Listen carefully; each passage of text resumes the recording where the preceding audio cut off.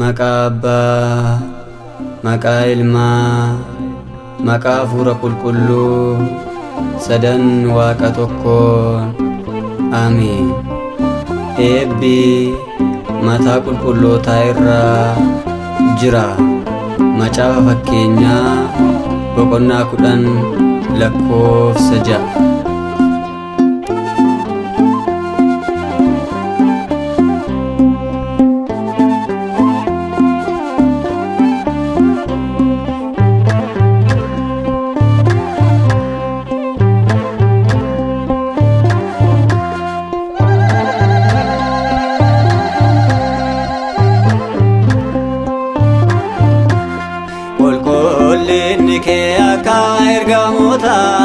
Gabra manfas kados ati nuuf kadhadhu Waaqa kee biraati ati nu badhaasi jabina amantii.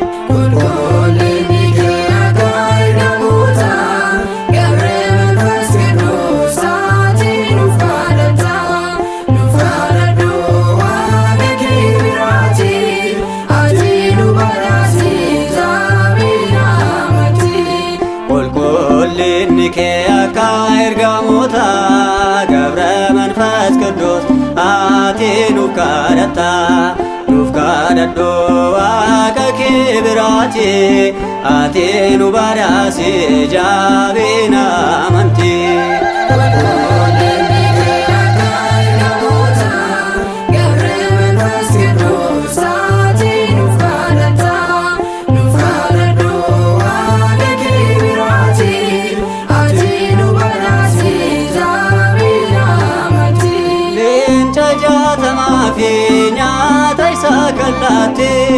Wagari batu kono kan kadate arras mura badu biyya keenya ege jabina amantii ati nu badhaasi.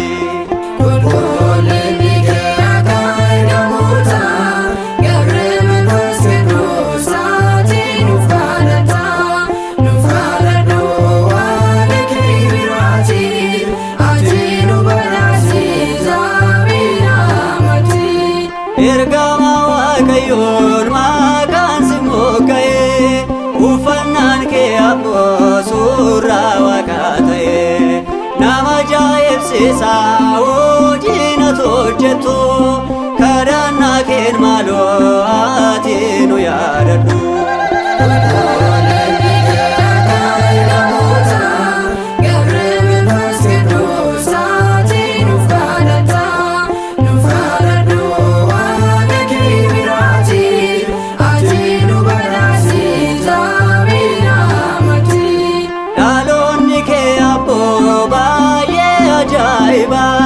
Ijoollummaa keetiin kan argatte sugaa abbaa keenya boonota irraa si waamna yoomeeyyuu hin jaallisnu galata siif laanna.